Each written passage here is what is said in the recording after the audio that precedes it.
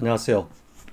이번 영상에서는 금강경의 응무소주 이생기심, 사구계 중에 하나죠.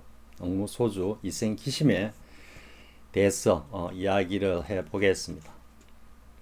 금강경은 조계 중에 소위경전으로 그 압축 요약본이라고 할 수 있는 핵심 요약본이라고 할 수 있는 반야신경과 함께 최고의 경전으로 또 가장 중요한 경전으로 많은 사람들이 공부하고 있죠.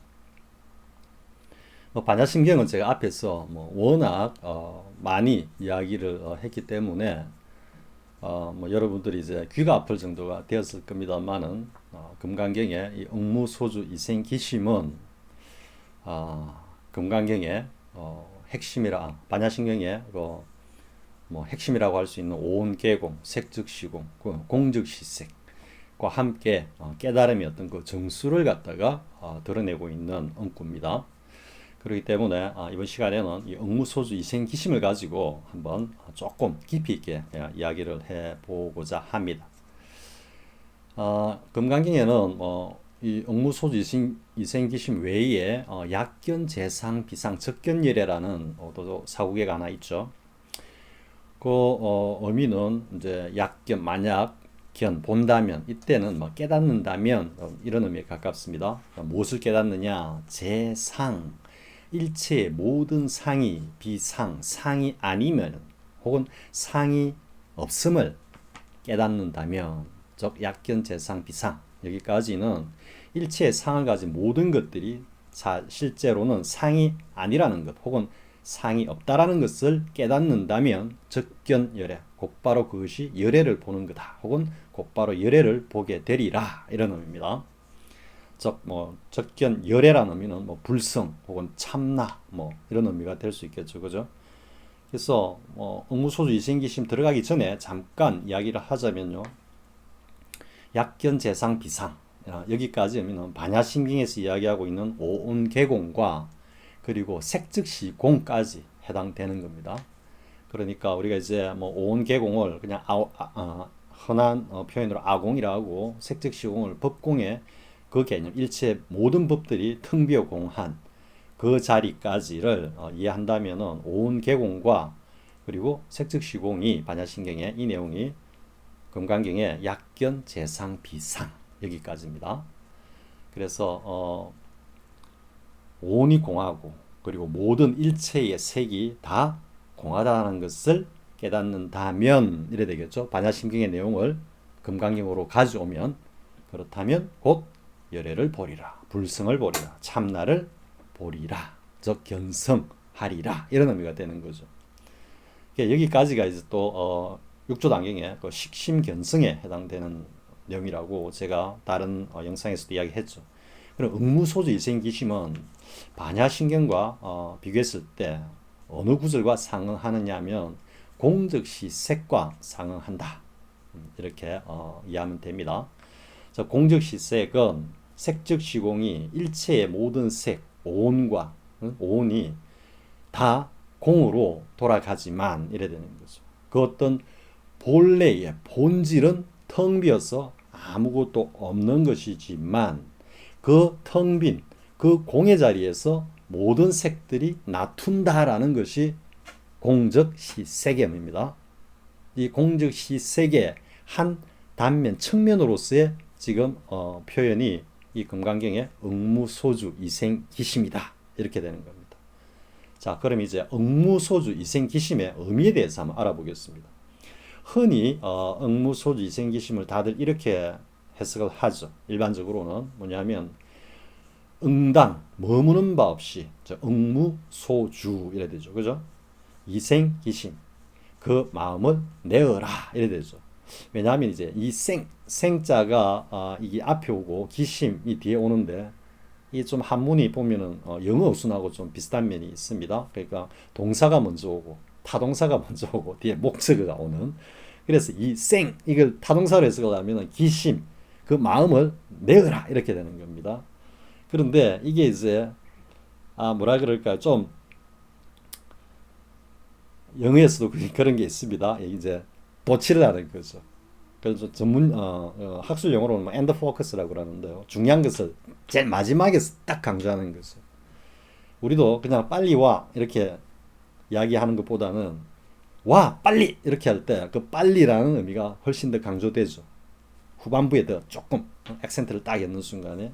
그래서 이생 기심을 이렇게도 해석할 수 있는 겁니다. 그 기심을 강조하기 위해서 뒤로 뺐다 이렇게 보면 응당 머무는 바 없이 그 마음이 일어난다라고 자동으로 해석할 수 있는 겁니다. 내어라 했을 때는 뭔가 타동사의 개념으로 그 마음을 갖다가 누군가가 일으키고 끄집어내는 의미라면은 내어라라고 자동으로 해석을 했을 때는 그 마음이 스스로 일어난다 이런 의미가 되는 겁니다. 자, 그러면 어떤 해석이 보다 더 정확한 해석일까요? 일반적으로는 응당 머무는 바 없이 그 마음을 내어라 라고 하고 있죠.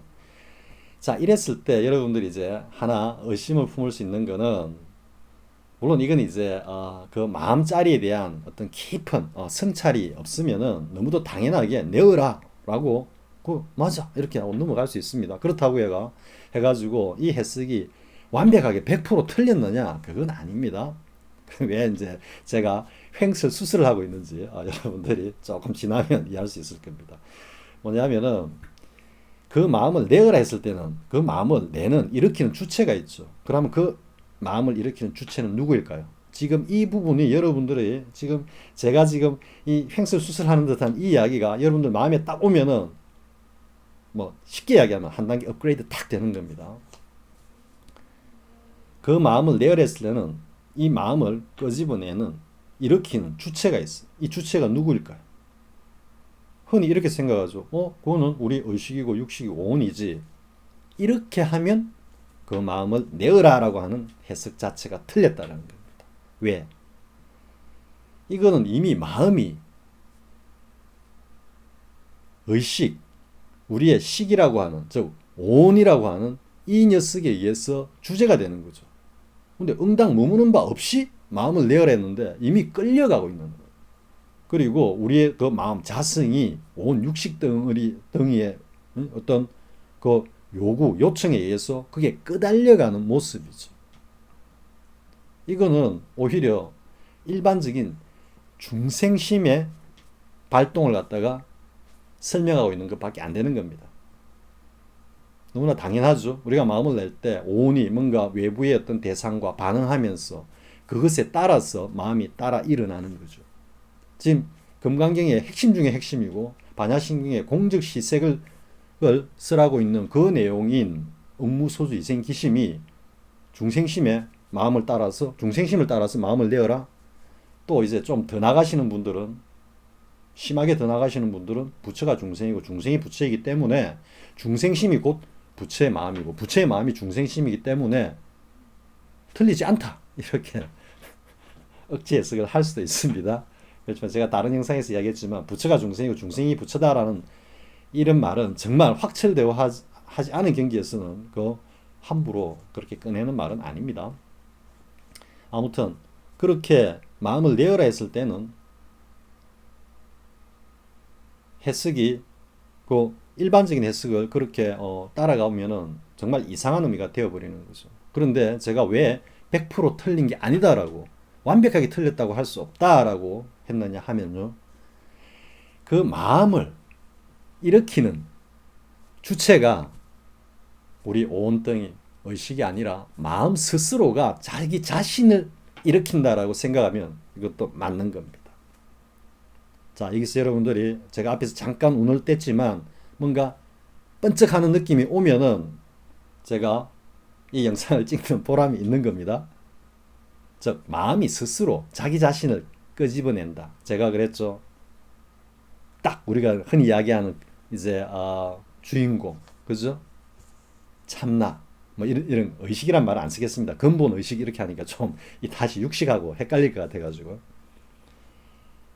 그 참나를 체험하는 그 어떤 주체는 누구라 했습니까?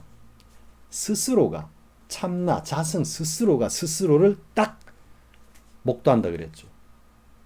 그러면 응무소주 이생기심에서 일어나는 마음도 내어라고 했을 때 그 마음을 끌어내는 이끄는 주체는 누구다?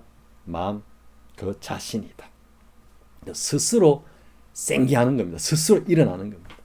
그렇게 해석하면 응당 머무는 법 없이 그 마음을 내어라 해도 틀리지 않다라는 겁니다. 그러면 이제 보다 더 정확하게 이 의미를 해석하자면요. 저는 이렇게 해석을 합니다. 응당 머무는 바 없이 그 마음이 일어난다. 즉 스스로 일어나는 겁니다. 머무는 바 없이 일어나는 겁니다. 근데 내어라라고 했을 때는 처음에 해석같이 우리의 오온이나 의식이 그것을 마음을 끄집어낸다, 일으킨다 이러면은 이거는 그냥 중생심을 이야기하는 것밖에 안 되기 때문에 그런 해석과 그런 해석을 그렇게 이해하는 것은 이것은 완벽하게 틀린 겁니다. 하지만 마음 스스로가 스스로를 이끌어낸다 라고 할 때는 틀리지 않았다. 근데 이것보다 더 정확한 해석과 이해는 응당 머무는 바 없이 그 마음이 일어난다. 스스로 일어난다. 이게 보다 더 정확한 해석이다. 자, 이렇게 정리를 하고요. 그러면 이제 이 응무소주 이생기심이 어떤 의미와 가치를 가지는지 이제 한번 또 이야기를 또 풀어가 보겠습니다. 뭐냐면요, 응무소주 이생기심을 이야기할 때 절대 빠져서는 안 될 한 분이 있죠. 육조 해능스님이죠. 육조 해능스님께서 그 단경에 보면 나무꾼으로 나무파리를 하면서 생계를 꾸려나가는 그 삶 속에서 다리 위를 지나던 어느 스님의 그 금강경 독경 소리에 저 응무소주 이생기심 그 구절에 마음이 활짝 열렸다. 이렇게 지금 단경에서는 이야기를 하고 있죠. 이랬을 때 이제 그 응무소주 이생기심.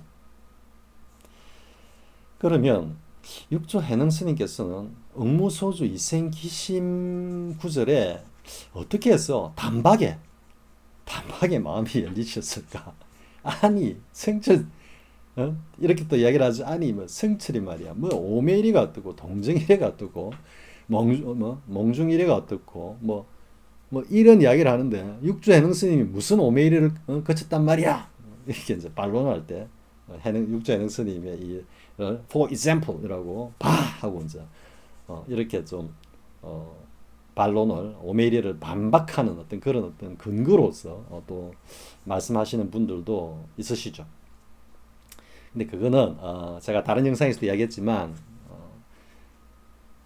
석가모니 부다의 깨달음과 그리고 또 뭡니까? 우리 육조해능 스님 그리고 달마 육조해능 스님 그리고 조사선 시대에 그 마조도이를 비롯한 그 수많은 종장들과 가나선의 그 명한 종사들 이분들의 깨달음이 사실은 하나라고 제가 강조를 했죠. 그죠? 근데 그 하나가 뭐냐 하면은 그 깨달음에 이런 데 있어서 하나의 깨달음에 이런 데 있어서 또 공통된 하나의 방편이 무엇이었냐 하면은 바로 화두라 그랬죠. 아니 또 무슨 화두 이야기야. 석가모니 부다가 무슨 화두를 들었어. 이런 어떤 반박, 반론. 조사선 시대에 그 종장들이 무슨 화두를 들고 참고를 했단 말이야. 이렇게 반박할지 모르겠지만 다른 영상에서도 이야기했지만 석가모니 부다의 화두, 즉 제가 이름하여 보는 화두라 그랬죠. 이것은 누구에게 받은 수지 화두가 아니고 자기 스스로가 뭔가 만들어서 들었던 화두, 이 보는 화두라고 일단 명하면요. 석가모니 부다의 보는 화두는 뭐였다? 생사초탈이었죠. 그리고 생사로 대표되는 일체의 삶의 어떤 그 괴로움으로부터 벗어나는 것이었죠. 그것을 사실은 6년 동안 고행을 하면서 참구를 하셨던 겁니다. 흔히 화두 참구라 그러면은 가나선의 어떤 그 상징적인 시그너처 같이 다리를 꼬고 앉아 좌선을 하는 모습만 생각할지 모르겠지만은 조사선 시대 종장들도 20-30년간 그냥 그 화두 참고를 한 겁니다. 그때 화두가 뭐냐? 조사스리, 달마가 서쪽에서 온 뜻은 무엇입니까? 아니면 부처란 무엇입니까? 대략 이 두 종이 뭐 핵심이었죠. 그랬을 때 생활 속에서 조사의 어떤 본문을 들어가면서 그렇게 종장들은 참고를 했던 겁니다. 그냥 뭐 요즘 아주 쉽게 법문하시는 우리 선지식들께서 말씀하시는 것처럼 바로 여기 이것밖에 없어. 공부할 필요 없고 아무 수행 필요 없어. 그냥 내려놓고 분별해서 딱 벗어나면 그게 깨닫는 거야. 보고 듣는 이놈밖에 없어. 그 조사선 시대에 30년간 그 세월 속에서 깨달으신 분들이 결국은 바로 여기 이것 보고 듣는 이놈 이것을 깨닫기 위해 가지고 이것을 알기 위해 가지고 30년간을 그렇게 참고를 했을까요? 그리고 지금 그분들이 말씀하시는 것처럼 애당초 처음부터 그러면 다 놓아버리죠. 아무것도 안 해. 조사선 시대 때. 뭐 조사스님의 법문 들을 필요도 없어. 왜? 바로 여기 이거 보고 듣는 놈 이게 다다라고 처음부터 딱 시작하면은 아무것도 할 것이 없죠. 그런데 그렇게 해가지고 30년이 걸렸다? 그렇게 해서 깨달은 그 자리 보고 듣는 바로 여기 이 자리가 스가모니 부타께서 그 6년 고행 끝에 깨달으신 그 자리인가요? 스가모니 부타께서도 화두 참고를 하신 겁니다. 그 보는 화두를 들고 여러분들이 흔히 6년간 고행이라고 하는데요. 가나선에서는 6년간 자선을 한다 그럽시다. 그리고 조사선에서는 6년간 생활 속에서 부단히 부처란 무엇인가, 조사스레가 무엇인가. 그런데 내가 부처라고 물었을 때 아니 조사께서는 왜 저런 엉뚱한 소리를 뜰 앞에 잣나무라는 소리를 하시지? 이것도 화두인 겁니다. 가나선 같이 하나를 딱 붙잡고 그냥 파고드는 게 아니라 여러 개의 화두로 보는 화두로 다 참고를 했던 겁니다. 그러면 그 화두 참고의 방법으로 스가모니 부타께서는 무엇을 선택하셨습니까? 바로 6년간 고행을 선택하신 겁니다. 6년간의 고행이 바로 스가모니 부타께서 하신 화두 참고였던 것입니다. 방법이었던 것입니다. 그것이 제가 다른 비유도 했지만 감나무의 대봉이 까치밥으로 남겨둔 그 몇 안 되는 그 녀석들이 마침내 거의 물이 되어서 저절로 주르르 흘러내리는 그 단계가 부타께서 보리수 나무 아래에서 성도에 이르실 때 그 모습과 같다. 이렇게 여러분들이 이해하면 되는 겁니다. 그냥 아무것도 안 하고 물론 뭐 대봉감나무가 겉으로 보기에는 아무것도 안 하고 가만히 있는데 그냥 때가 되니까 주르르 흘러내렸죠. 맞습니까? 부단한 생명활동에 자신의 존재를 위한 부단한 어떤 그 생명활동의 최종 결과물이 물이 되어서 흘러내렸던 것입니다. 내리는 것입니다. 그냥 아무것도 안 하고 있는데 흘러내리는 것이 아니죠. 그리고 아무것도 하지 않는다라는 것 자체도 부작위의 작인 것입니다. 무위의 유인 것입니다. 그리고 아무것도 하지 않는다라는 것 자체가 이미 변방에 떨어져 버린 것이기 때문에 그것도 흔히들 다들 말씀하시는 불의라고 하는 불교의 도리에서 한참 어긋나 있는 것입니다. 아무것도 하지 말아라 하는 거나 죽을 때까지 깊게 팔아라는 거나 똑같은 것입니다. 스가모니 부타께서 우리에게 가르쳐 주시는 것이 그렇게 어느 한쪽에 치우치지 말아라는 이야기죠. 약간 헛소리 비슷하게 흘러가 버렸는데요.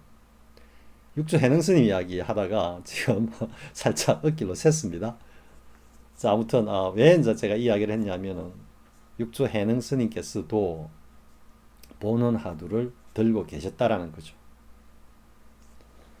흔히 육조 해능스님의 이 이제 깨달음을 두고 그 이후에 뭐 가나선 특히 화두 참고를 하는 이 수행 방편에 대해서 많은 사람들이 이제 강력하게 비판을 하면서 그 이제 곁다리로 성자 스님이 오메이려를 갖다가 다시 또 막 공격을 해 대죠. 그런데 아무튼 이건 뭐 제 견지입니다만은, 근데 정말로 이제 그렇게 비판을 하려면 정말로 자신만의 공부법으로 확철대오의 경지에 이르러야 입을 뗄 수 있는 겁니다. 물론 나는 확철대오 했어. 응? 보고 듣는 이놈 바로 여기 이것이잖아. 이게 다야. 이게 확철대오야. 이러면 할 말이 없습니다만은 뭐 확철대오 했어 라고 그렇게 말씀하신다면 뭐 그렇게 말씀하시도록 내버려 두는 수밖에 없겠죠. 그죠? 아무튼 이제 육조해능 스님의 이 깨달음은 그 보는 하두의 참구 끝에 터진 깨달음이다. 이렇게 정리가 되는 겁니다. 자, 역시 응무소주 이생기심의 그 해석만큼이나 여러분들이 살짝 의아해 할 수 있는 대목이기도 하죠. 그럼 육조해능 스님의 보는 화두는 뭐였을까요? 제가 왜 응무소주 이생기심을 이야기하면서 자꾸 육조해능 스님의 보는 화두를 이야기하냐 하면요, 관련이 있습니다. 육조해능 스님의 보는 화두는 무엇이었겠습니까? 보는 화두는 자신의 삶 속에서 자신 스스로가 챙긴 들은 화두입니다. 스가모니 부다께서는 생사초탈이라고 하는 그 화두를 들고 마침내 아리아식의 완전한 소구를 통해서 오도성에서 드러났듯이 그 도를 이루셨죠. 그럼 육조해능 스님께서는 육조해능 스님의 그 아주 짤막하게 소개되는 삶의 여정을 보게 되면은 어떻게 되겠습니까? 본래는 뭐 상당한 권세가 집안의 자손이었고, 그런데 아버지께서 뭐 영모에 연루되어서 뭐 저쪽 동남 쪽인가 어느 지역에 귀양살이를 내려왔죠. 우리도 보면은 뭐 그쪽 지역 분들께는 죄송한 이야기일 수 있겠습니다만은 뭐 전라도 저쪽 강진이라든지 저 외지 이쪽, 그죠? 그리고 뭐 경상도 이쪽으로 보면은 기장, 서생 이런 쪽이 이제 옛날에는 상당 귀향지였죠. 왜냐하면 수도 한양에서 가장 멀리 보내는 그 자체가 큰 어떤 벌이였으니까요. 그와 마찬가지로 이제 그 중국의 뭐 북경이나 뭐 남경이나 이런 장안이나 뭐 이런 쪽에서 멀리 이제 남쪽 지방으로 내려왔겠죠. 그래서 이제 가세는 뭐 가세가 기운다라는 말도 어울리지 않게 완벽하게 이제 몰락을 하고, 그리고 홀로머리를 모시고 육조해능 스님께서 이제 산에서 나무찜을 해가지고 그리고 그 나무찜을 뭐 좀 있는 집에 이렇게 이제 팔아서 생계를 이어가는, 즉 홀어머니를 모시고 나무꾼으로서 생계를 이어나갔다. 그리고 역적의 자손이다. 여러분들 지금 생각하면 우리가 뭐 다이아몬드 수저, 금수저, 은수저, 동수저, 철수저, 흑수저, 그죠? 흑수저 중에서도 최하의 어떤 뭐 인도 저쪽으로 가면 카스트 제도로 가면 뭐 불가촉 천민, 그죠? 뭐 그 정도 어떤 그 사회적 신분이었죠. 자, 그런 어떤 사회적 신분에서 지독히도 가난해. 그리고 거의 소년가장으로서 뭐 좀 연로하셨든지 아니면은 그 어떤 충격으로 인해서 뭐 좀 정상적이지 않으실 수도 있었던 홀 어머니를 또 모시고 살아가고 있다. 여러분들이 한번 육조해능 스님이 한번 되어 보십시오. 상상으로라도. 자, 먼저 역적의 자식이다. 숨기고 살았겠죠. 그러다 뭐 누군가가 그 남이 이야기하기 좋아하는 그 양반, 그런 양반들, 그러니까 그냥 호수에다가 그냥 심심하면 그냥 돌 던져가지고 개구리 맞추고 하는 그런 어떤 양반들이 혹 있었다면 아마 그 역적의 자손이라는 그것까지도 아마 누설이 되었을지도 모릅니다. 그러면 뭐 자기 일도 아닌데 손가락질하기 좋아하는 그 많은 사람들의 어떤 그 손가락질에 시달렸겠죠.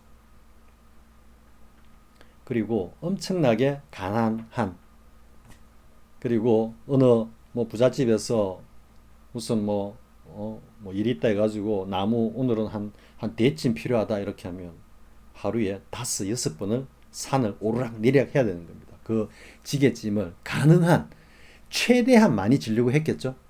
왜? 그게 돈이고 그게 삶이고 그게 목숨이니까. 그러면서 그 산을 갖다가 하루에도 몇 번씩 지게짐을 주고 오르락내리락 하면, 그리고 그 일을 하는 과정에서 어머님을 복양을 해요. 어떤 때는 식사도 차려야 되는 거. 그리고 혹시 뭐 간병을 해야 될 어떤 그런 상황이었을지도 모르겠죠. 근데 홀 어머니를 두고 오조 홍인대사를 찾아간 그런 대목을 보면 이거는 뭐 그까지는 아니다라고 우리가 이제 추론을 할 수 있습니다만은, 물론 막 이 이야기들이 다 육조해능은 육조해능 자체가 가공의 인물은 아니라 할지라도 그 어떤 삶의 스토리는 좀 픽션일 수 있다. 뭐 이렇게 또 해석을 할 수도 있겠지만은, 아무튼 뭐 그게 픽션이든 non 픽션이든 일단 그 환경을 갖다가 한번 그림을 그려가지고 생각을 해보십시오. 그러면서 어떤 천대, 그리고 뭐 때로는 또 못된 어떤 그런 사람들을 만나면 쉽게 말해서 이제 나무해주고 돈도 제대로 못 받는, 부도도 맞기도 하고. 자, 이랬을 때 어린 시절부터 육조해능 스님은 어떤 생각을 가졌을까요? 나는 왜 이런 신분이 있지? 나는 정말로 이렇게 한평생을 이렇게 살아야 하는 걸까? 왜 다른 집안 애들은 저렇게 뭐 다 떵떵거리고 뭐 글공부도 하고 뭐 다 하는데 나는 글공부도 못하고 일자 무식이고, 그리고 그런 어떤 생활에서 어떤 들어오는 스트레스와 압박 그 자체가 점점점 쌓이면서 뭐 삶이란 무엇인가? 도대체 이렇게 살아가는 나는 무엇인가? 나는 왜 이렇게 살아야 하는가? 등등 많은 생각들이 집약이 되면서 그 중에서도 정말로 자신이 정말로 알고 싶은 혹은 견디기 힘든 어떤 그런 하나의 태세, 명제가 화두로서 딱 자리 잡을 수 있다라는 이야기죠. 그게 가슴에 응어리진 회한이든지 뭐 어떤 것이든지 그것을 갖다가, 그러니까 이걸 해결해야 되겠다. 꼭 내가 이걸 이뤄내야 되겠다. 이런 의미보다는 그냥 그 자체가 어쩔 수 없는, 벗어날 수 없는, 이게 바로 은산철벽인 겁니다. 그만두려고 해도 그만둘 수 없어. 놓지도 못해. 뒤로 돌아가는 건 더더욱 어려워. 무조건 앞으로 나아가야 돼. 그런데 나아가는 게 한 발짝 디디는 게 시치프스가 그 바위 덩어리를 산 정상으로 밀어 올리는 것만큼이나 힘들고 괴로워. 이럴 때는 삶 자체가 화두가 되는 겁니다. 정말로. 그러다가 이제 다 방아차게 되는 거죠. 이름하야. 그 수많은 모멸, 멸시. 그게 처음에는 굉장히 그에 대해서 방어적인 어떤 태도가 나오고 더더구나 공격적으로 대응하기도 하고, 또 그 어떤 대가로서 아주 심한 어떤 물리적인 어떤 가해를 당하기도 하고, 뭐 많은 어떤 그에 따른 또 심리적인 어떤 그 괴로움, 압박감이라든지 많은 어떤 그런 삶에서 정말로 어찌할 수 없는, 이 어찌할 수 없다라는 게 화두의 본질입니다. 화두를 들었을 때 어찌할 수 없다라는 그 자리까지 가는 게 정말 중요한 겁니다. 화두를 들었을 때 어찌할 수 없다라는 그 자리가 어떤 자리냐? 내려놓으려고 해도 내려놓치는 게 안 돼. 내려놓으려고 해도. 이제는 화두가 완전 타승일편이 돼가지고 나의 의식과 나의 온과 완전히 하나가 됐기 때문에 떼가지고 분리해가지고 내려놓을 수가 없어. 어찌할 수가 없어. 그런데 이 화두를 들고 앞으로 밀고 나가려고 하니까 너무너무 힘들어. 한 발짝도 전진이 안 되는 것 같아. 그러니까 나가려고 하니까 너무 고통스럽고 힘들고, 그런데 내려놓고 홀가분하게 던져버리려고 하니까 안 돼, 그게. 이게 화두를 든 그 본질적인 모습이 되어야 되는 겁니다. 이까지 오면은 이제 정말로 화두가 이제 무르익는 거죠. 자, 그러면 육조해능 스님의 화두는 어떻게 무르익었을까요? 해도 안 돼. 이제는 여기서 더 이상 뭔가 이 삶의 질곡에서 벗어날 수 있는 방법이라고는 아무리 생각하고 노력해봐도 없어. 그리고 점점점 방아착이 돼. 그러다가 어느 시절에 딱 이르러서는 모든 게 평온해지는 거죠.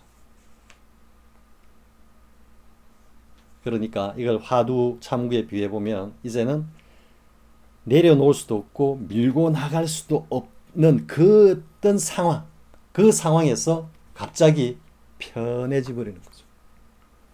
내려놓지도 않았고 밀고 나가려고 하지도 않는 그런 어떤 마음 상태, 화두와 내 자신이 하나가 된 그 상태가 딱 되는 거죠.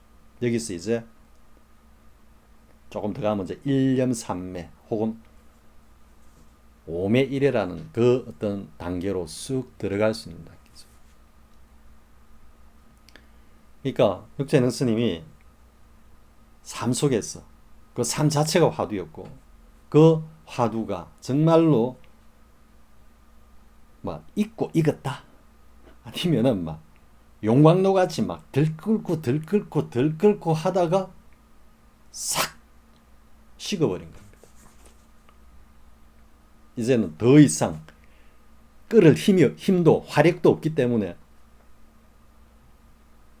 싹 식어 가라앉아 버린 거죠. 이 상태가 육조해능 스님은 계속 되고 있었던 것입니다. 이름하여 무심의 무념, 이 상태가 이미 딱 갖춰진 상태였죠. 그러다가 응무소주 이생기심, 응당 머무는 바 없이 마음이 일어난다라고 하는 그 구절이 딱 들어오는 순간에 저게 바로 나의 마음이다라고 같이 개합을 하면서 마음이 확 열려버렸던 거죠. 이때는 순간적으로 오매일해와 그리고 성묘경계와 식심견성까지 한 방에 그냥 확 열렸던 겁니다. 육조해능 스님이 오매일해가 어디 있었어? 육조해능 스님이 무슨 오매일해를 거쳐가지고 깨달았단 말인가? 이렇게 말씀하시는 분들은 사실 그 경지를 모르면 어쩔 수가 없는 거죠. 정말로 한 방에 그 무념의 그 삶이 얼마나 오랫동안 지속되었는지는 기록이 안 나와 있으니까 알 수가 없죠. 정말 오랜 세월 동안 그 질곡 같은 그 삶을 보는 화두로 들고 본의 아니게 자신도 모르게 철저한 참고 끝에 그 화두가 완전히 녹아내리기 바로 일보 직전의 그 단계의 삶이 몇 년간 쫙 이어졌던 거죠. 그러다가 응무소주 이생기심, 그 구절이 곧 바로 지금까지 내가 살아왔던 그 마음 그 자체였다라는 것이 서로 통하면서 그냥 확 열리면서 오매일해와 성묘경계와 식심견성까지 한 방에 쑥 들어간 겁니다.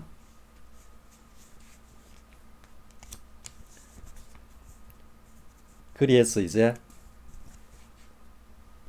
육조해능 스님이 본마음을 아신 거죠. 신수대사의 개송에 대해서 육조해능 스님이 본래 한 물건이라고도 할 수 없는데 어디에 때가 끼고 먼지가 인단 말인가 라고 한 거, 본래 한 물건이라고도 할 수 없는데라는 그 자리가 식심견성의 그 자리, 뭡니까? 약견, 재상, 비상, 적견열애라고 합니다. 그 모든 게 텅 빈 공한 그 자리를 응무소주 이생기심의 그 구절에서 바로 통했기 때문에 경험을 직방으로 이제 쉬운 말로 하면 했기 때문에 그 응구가 그렇게 그냥 나온 겁니다. 자, 그런데 그러면 아니 응무소주 이생기심의 경계는 반야신경에서 말하는 공적시색의 어떤 경지를 했는데, 즉 일체 모든 공의 자리에서 모든 색이 나투는 자리를 했는데, 색즉시공 식심견성 그 자리에서 어떻게 응무소주 이생기심하고 통할 수 있었는가라고 좀 궁금할 수 있죠, 그죠?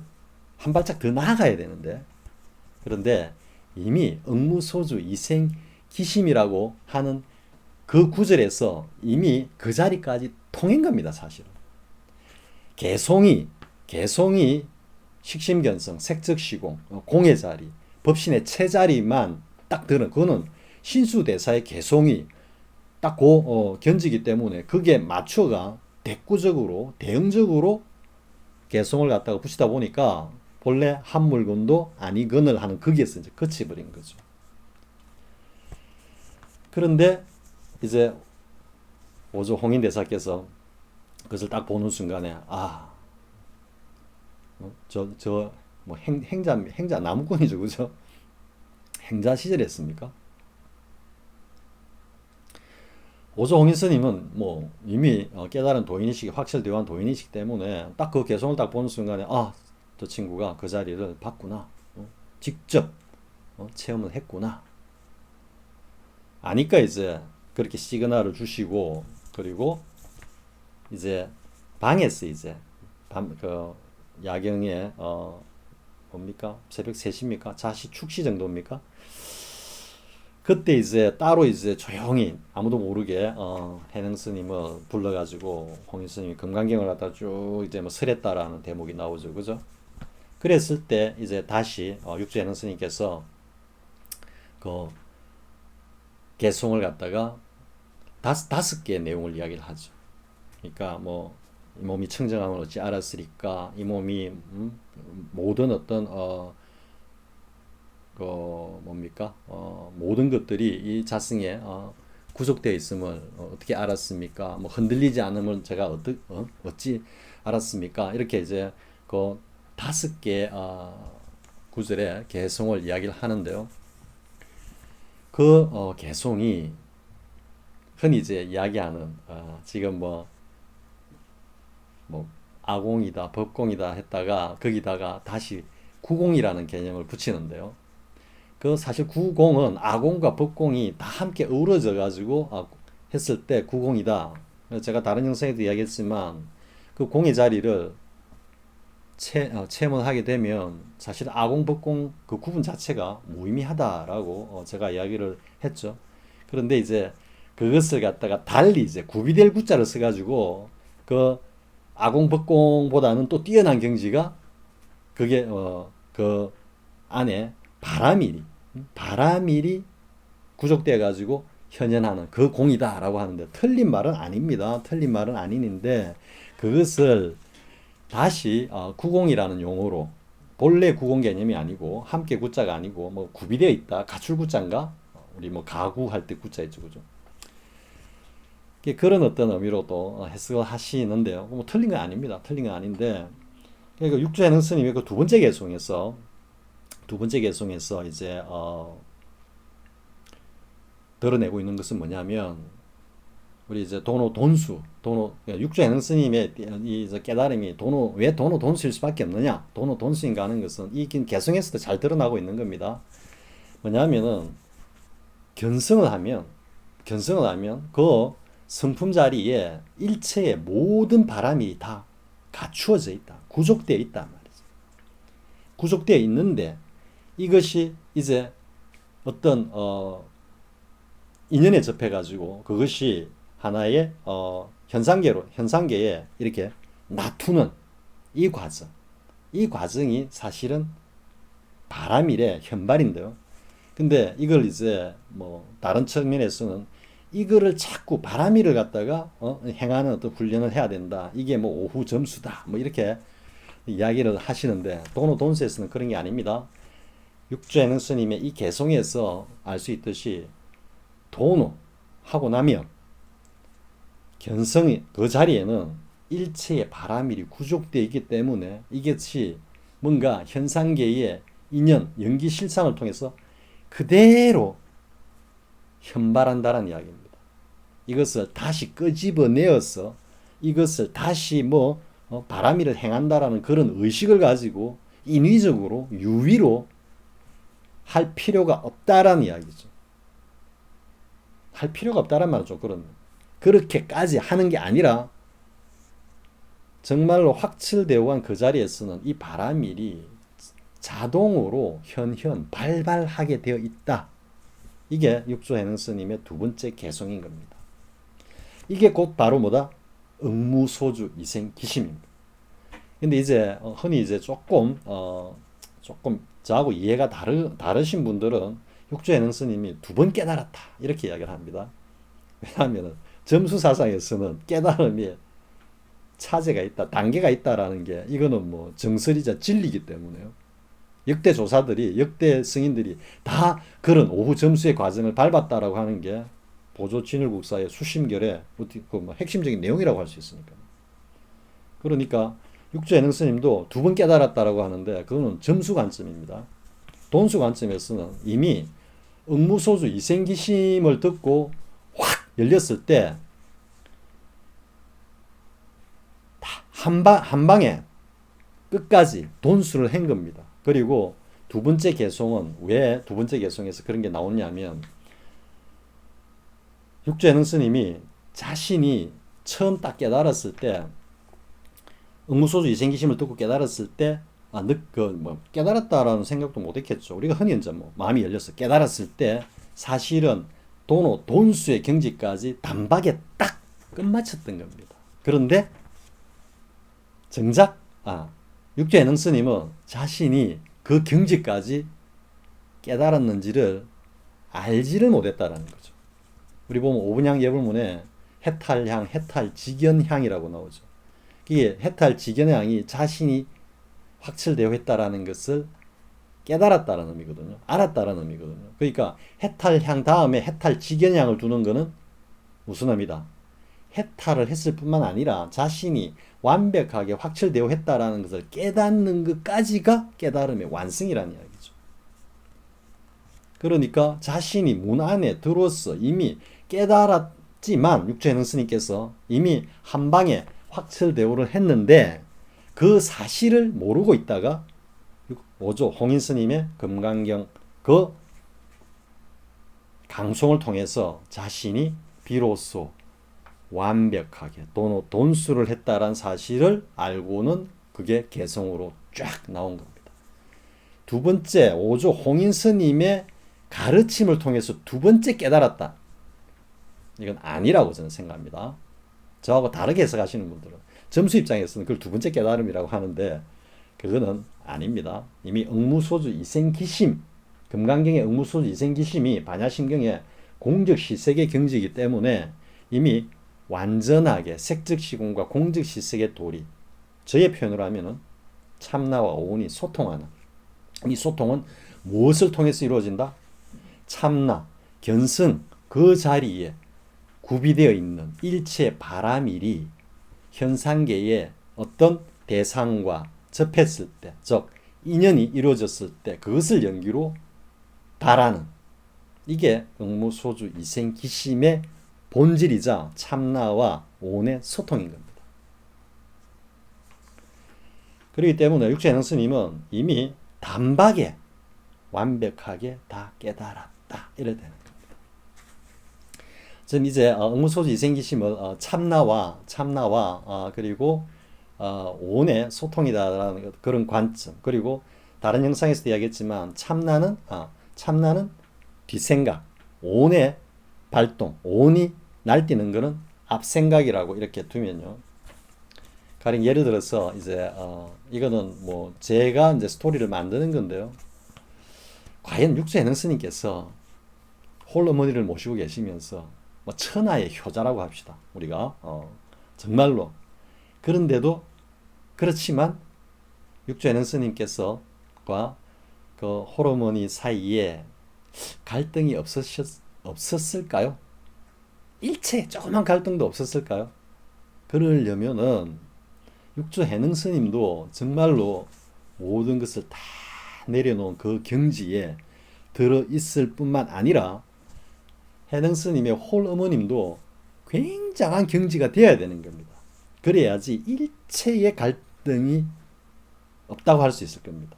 그래도 사실은 갈등이 있을 수 있을 겁니다. 자, 그런데 이 갈등이 일어났을 때, 가령 예를 들어서 뭐 육조 해능 스님께서 정말로 뭐 오늘은 바빠, 오늘은 다짐이 아니고 한 10짐을 갖다가 막 산에서 막 해와야 돼. 그런데 그 집안 살림을 이제는 해능 스님이 뭔가 도맡아 하던 살림이 있어. 근데 그게 해능 스님이 굉장히 바쁘고 뭐 힘들 때는 어머니가 가끔 하시기도 하는데, 그날따라 어머니가 아예 안 해. 막 바빠 죽겠는데 육조 스님 어머니가 막 닥달하는 거 안 해준다고. 자, 이럴 때는 어떤 마음이 올라올까요? 물론 아무리 바빠도 뭐 지게찜 딱 내려놓고 뭐 1시간이 되든 2시간이 되든 어머니가 해달라는 거 뭐 다 해드리고, 나중에 그 모자랐던 한 2찜은 밤이 캄캄한데 횃불 들고 올라가가지고 나무찜을 해가지고 해줄 수도 있겠죠. 그렇지만 아무튼 갈등이 있었을 거라는 어떤 그 전제를 해보면요, 그러니까 이 뒷생각, 뒷마음, 이 참나 자선자리는 정말로 고요하고 평온하고 청탁이 없고 시비가 없고 분별이 없고 이런 자리인데, 이 온 덩어리가 날뛰는 이 앞생각은 저절로 일단 바라게 돼 있거든요. 그러니까 어머니께서 굉장히 막 피곤하게 해, 육조 스님은. 그럴 때도 육조 스님이 하고 뭐 정말 부처같이 했을까? 아니면 일단 한번 반응을 팍 해요. 온 덩어리가. 아니 어머니 좀 할 수 있잖아요. 뭐 왜 바빠 죽겠는데 왜 자꾸 오늘따라 왜 이러세요? 막 할 수 있겠죠, 그죠? 그런데 이게 뒷생각이 뒷마음이 딱 잡아주지 않으면 그냥 고속도로 달리듯이 달려버리는 겁니다. 그러면 이제 폭발을 하는 거죠. 그런데 그 마음이 딱 날뛸 때 뒷마음이 딱 잡아주는 겁니다. 왜 이래? 물론 어머니도 마찬가지일 수 있겠죠. 자신이 막 해놓고 조금 시간이 지나자 내가 오늘 제 사정도 모르고 내만 편하려고 했네. 그리고 해능아 미안해. 이렇게 될 수도 있겠죠. 제가 지금 연기하고 있는 이 장면, 이게 부처의 세계고 이게 극락임, 따로 있는 게 아닙니다. 앞생각이 날뛸 때 뒷생각이 곧바로 잡아주거나, 앞생각이 좀 날뛰고 난 뒤에라도 뒷생각이 앞생각을 뺨을 한 대 치면서 나무라면서 다시 반주할 수 있는, 반주하는 이 삶이 극락인 것입니다. 부처가 따로 있는 게 아닙니다. 자, 그런데 이제 이 경지보다 이제 더 뭐 수승하다면 또 막 이 분별이 되겠지만, 아무튼 표현을 하자면 그렇습니다. 그게 바로 응무소주 이생기심입니다. 이거는 뭐 바로 부처의 마음자리이자 부처가 마음을 내는 그 자체다라고 할 수 있는 겁니다. 스가모니 부다의 일생 행장이 바로 응무소주 이생기심이었다, 이렇게 볼 수 있는 겁니다. 이거는 이제 제가 제 경험을 한번 이야기를 해보겠습니다. 좀 외람되이 뭐 제 자랑 비슷하게도 갈 수 있기 때문에 상당히 조심스러운 이야기이긴 하지만은요, 제가 이제 한참 수행도 아니죠. 수행이란 말은 좀 너무 거창하고 그냥 소박하게 이야기하면 일과를 아주 열심히 하고 있을 때입니다. 그때는 뭐 하루에 하여튼 상당한 수를 정해놓고 절을 한참 하고 있을 때였고요. 그리고 뭐 2주, 3주마다 한 번씩 이제 막 3,000배를 할 때입니다. 그것도 한겨울에 뭐 그와 관련된 사연은 다른 영상에서도 한번 이야기할 기회가 있을지 모르겠습니다만, 서울에 있을 때인데 그 3,000배를 어디서 할까 했는데 집에서 하려고 하니까 이게 좀 방해 요소들이 많이 있을 수 있다 싶어가지고, 일과는 뭐 다른 어떤 혹 뭐 친구들이 어떤 뭐 전화라든지 아니면은 급히 밖에 나가서 볼일을 봐야 되는 그런 어떤 상황이 벌어진다 해도 하루 일과는 뭐 충분히 다 보고도 할 수 있는데 이 삼천배는 그런 일이 벌어지면 그날 사실 해내기가 좀 시간적으로 어려울 수 있으니까요. 그러니까 막 다 만사 다 제쳐두고 해야 되기 때문에 한번 절에 가자, 절에 가서 하자. 그래서 서울의 봉원사에 가서 일단 했습니다. 뭐 그때 1월 1일부터 했기 때문에 한겨울에 그것도 법당에서 하려고 하다 보니까 법당에는 이래 오랜 시간 상주하시는 분들이 많죠. 뭐그 앉아서 뭐 연부를 하든지 주력을 하든지 또 뭐 어느 정도 또 절을 하시는 분들도 있고 이러니까 그러니까 거기서 하루 종일 삼선배를 하면 이게 좀 티를 내는 것 같은 티 본의 아니게 뭐내 좀 절 좀 한다라는 티를 낼 수 있을 것 같아 가지고 근데 조용한데 뭐 산신각이나 이런 데 가서 해볼까 하니까 그건 또 너무 좀 공간도 좁고 이래가지고 생각이 에이 그러면은 그 미륵대불전 야외 법당에서 하자. 그럼 야외 법당에서 하면은 사람들이 그게 뭐 그렇게 오래 특히 또 추운 겨울이니까 오래 머물지는 않을 거다. 그러면 내가 뭐 몇 배를 하는지 뭐 한 2, 300배 정도 하는 거는 보고 있을지 모르겠지만 내가 3,000배 다 채울 때까지 그 숫자 세고 앉아 있을 사람 아무도 없을 거다. 이제 이런 생각에 그래 야외 법당에서 하자. 이래가지고 뭐 했는데요. 뭐 그렇게 뭐 꽤 했습니다. 며칠 했다 이런 이야기는 제가 할 이야기는 아니고요. 아무튼 그러다가 이제 어머니 생신과 제 생일이 한 2월, 3월 뭐 이렇게 조금 한 달 정도 텀으로 있습니다. 그러다가 이제 한참 뭐 그렇게 일과를 하고 있는데 문득 이제 어머니 생신이 다가오는 겁니다. 어머니 생신날 내가 어머니 이제 부산에 계시었으니까 제가 내려가기는 좀 힘든 상황이고 그래서 어머니 생신날 뭐 좀 해드려야 되는데 뭘 해드리지? 하는데 순간 어머니 생일날 삼천배를 하자라는 마음이 쑥 올라오는 겁니다. 그래 맞아. 어머니 생일날 삼천배 하면 참 좋지. 뭐 다른 뭐 선물을 해드리는 것도 중요하지만 이 마음의 선물을 해드리는 게 참 좋겠다. 그 마음이 어머니 생신날 그래 나를 아니지 어머니 생신날 어머니를 위해서 내가 참 뭐 좀 해드려야 되고 그리고 내가 삼천배를 하면은 어머니가 참 좋아하시고 뭐 또 다른 사람들이 혹 알면 뭐 내를 효자라 하고 어쩌고 저쩌고 이런 잡상이 올라오기 직전에 일체 이런 잡상이 없는 가운데서 그냥 어머니 생신날 뭘 좀 해드리지 하는 순간에 삼천배 해 임마 이런 식의 막 속에서 야 뭐 삼천배 하면 되잖아. 예, 제가 이제 응무소주 이생기심에서 제가 이 예를 드는 거는 바로 응무소주 이생기심이 제가 그랬죠. 해석부터가 응당 머무는 바 없이 마음이 일어난다. 앞에서 뭐 어머니 생신날 뭘 해드리고 뭐 어쩌고 뭐 하면은 효도를 하고 뭐 누가 어떻게 생각하고 이런 것들이 떠올랐다면은 그 마음이 그 생각에 딱 붙잡혀 가지고 일어나는 겁니다. 즉 달리 이야기하면 그 생각, 이 육신, 온, 의식이 마음을 딱 붙잡아 가지고 끄집어낸 거죠. 이건 응무소주 이생기심이 아니라는 거죠. 응무소주 이생기심은 그냥 올라오는 겁니다. 뭐 성질은 다를 수 있지만 굉장히 힘든 어떤 그런 상황에 처해 있는 우리 어린아이들을 보면 나도 모르게 속에서 뭔가가 울컥 움직이는 그죠? 물론 그것도 뭔가 어떤 측은지심 그죠? 우리가 뭐 어질인자입니까? 측은지심이 그 측은지심이 끄집어냈다 이렇게 할 수도 있겠지만은요. 어쨌든 뭔가 다른 생각이 일어나기 전에 순수하게 그 본연의 어떤 그 마음자리가 저절로 쑥 올라오는 겁니다. 이게 응무소주 이생기심이죠.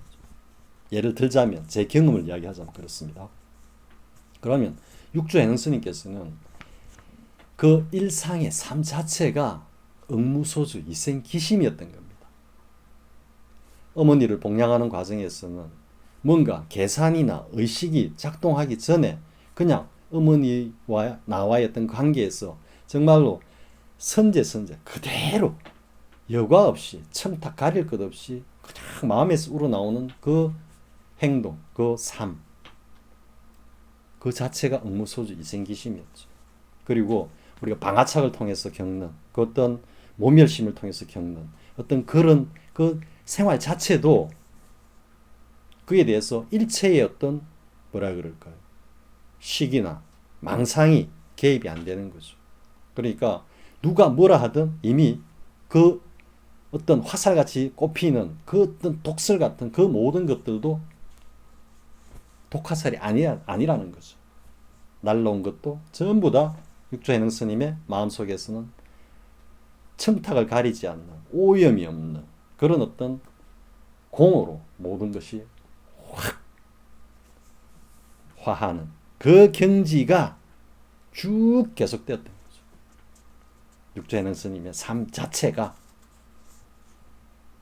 그러니까 삶 자체가 응무소주 이생기심이었다. 그러다 보니까 응무소주 이생기심 그 구절이 그 마음과 금강경에서 설하고 있는 응무소주 이생기심은 그 부처의 마음이죠. 불성이 토해내는 말씀이죠. 그 말씀과 불성의 말씀과 불성이 만나니까 그냥 개합해서 한 방에 확 열리지 않을 수가 없었던 거죠.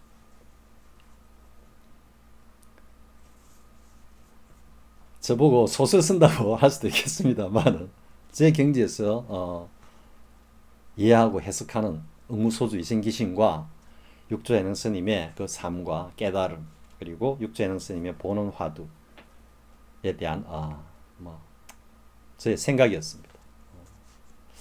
아무튼 이 응무소주 이생기심은요, 응무소주 이생기심은 깨달음의 어떤 그 궁극의 과정이다, 궁극의 어떤 경지다라고 할 수 있습니다. 흔히들 이제 이렇게 이야기를 하죠. 지금 여기 바로 이것, 그죠? 그리고 보고 듣는 이놈, 이것 외에는 아무도 없다. 오로지 이놈이 그놈이다. 라고 하는 쓸에 대해서 제가 그랬죠. 그래서 우째라고. 뭘 우째라고. 이걸 알았다 치자고. 이걸 알았으면 뭘 어쩌자는 겁니까? 깨달음의 궁극은 응무소주 이생기심인 것입니다. 지금 이 자리를 알았다 해서 응무소주 이생기심의 도리로 살아갈 수 있겠습니까? 응무소주 이생기심이 됩니까? 응당 머무는 바 없이 마음이 저절로 일어나면서 저절로 바라밀이 현현하고 나의 모든 삶에서 연기실상에서 있는 그대로 내 마음 올라오는 그대로 일체를 행하는데 그게 임재선사의 수처작주 입처계진 무엇을 하든 주인이 아닌 것이 없고 어디를 가든 진리 아닌 것이 없다 라고 하는 그 경지로서 삶을 이끌어갈 수 있느냐, 이런 이야기죠. 지금 여기 이것 가지고 부처님께서도 지금 여기 이것 가지고 49년간 그 고구정량한 응무소주 이생기심의 도리를 삶에서 그렇게 행장을 통해서 쫙 펼쳐낼 수 있었을까요? 지금 여기 이것 가지고. 그래서 제가 물고기가 물속에 빠져 죽었고 하늘을 나는 새가 흑공에 그냥 박제가 되어서 딱 박혀버렸다라는 겁니다. 거기서 활활 발발하게 다시 물고기가 헤엄을 쳐야 되고 박제가 된 새가 다시 날개짓하면서 하늘을 힘차게 날아 올라가야지 그것이 깨달음의 궁극이라는 겁니다. 그런데 여기 지금 이거 여기에서 머물렀어. 뭘 어쩌자는 겁니까? 그렇기 때문에 지금 여기 이것이 다다라고 이야기해서는 안 되는 겁니다. 지금 여기 이것 그리고 보고 듣는 이놈 그놈이 그놈이다 라는 거는 좋습니다. 그거는 맞는 구석도 있으니까요. 그런데 이게 다라고 하는 순간 화살같이 저리로 떨어져 버리고 마는 겁니다. 여기서 한 발짝 더, 또 한 발짝 더 응무소주 이생기심 그 경지까지 반야신경에서 설하고 있는 색즉시공 다음에 공즉시색 6조 단계에서 말씀하고 계시는 식심 견성 그 다음 경지인 내외 명철까지 이르러서 6조 해능 스님의 그 두 번째 개송처럼 이 청정한 이 마음이 모든 것이 구비되어 있고 이 청정한 마음이 일체 흔들리지도 않으며 이 청정한 마음에서 모든 것이 다 발에 나오는 응무소주 이생기심의 그 경지라야 이것이 다다 라고 겨우 이야기할 수 있는 겁니다.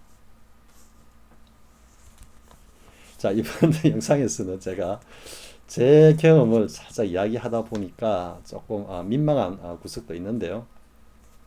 아무튼 이 응무소주 이생기심은 우리가 흔히 이제 뭐 금강경에서 약견재상, 비상척견열애하고 응무소주 이생기심 뭐 자주 예를 드는 거지만은요. 그 약견재상, 비상척견열애는 뭐 색즉시공, 식심견성 혹은 오온계공 이 경지를 이른다고 하면 이 응무소주 이생기심은 공즉시색, 내외 명철 이 단계 이 경지까지 수수작주 입측에까지 그리고 모든 일체의 바람일이 구족되어서 견성을 통해서 그것이 스스로 현현 발발하면서 우리 현상계에서 모든 인연에 접해서 그 실상을 펼치면서 살림살이를 주제해 간다. 이것이 지금까지 확철되어 한 모든 도인들의 삶이다. 이렇게 정의가 되는 겁니다. 다시 한번 또 문득 생각나는 것이 수심결에서 보조진율국사께서 이 도노 점수가 모든 승인들이 다 밟아온 길이다 라고 하는 그 구절이 문득 생각이 나는데요. 저로서는 아닙니다 라고 말할 수밖에 없습니다. 자, 오늘은 뭐 또 다른 주제를 가지고 열심히 또 많은 구업을 지었습니다. 그런데 이 구업이 조금이라도 도움이 되는 분이 있다면 저는 그것으로 뭐 감사를 드리고요. 그리고 혹 이 제 구업이 조금 불편하셨다면은 제가 죄송하다는 말씀 또 함께 드립니다. 자, 이번 영상 여기까지 하고 다음 시간에 또 뵙기로 하겠습니다. 자, 수고하셨습니다.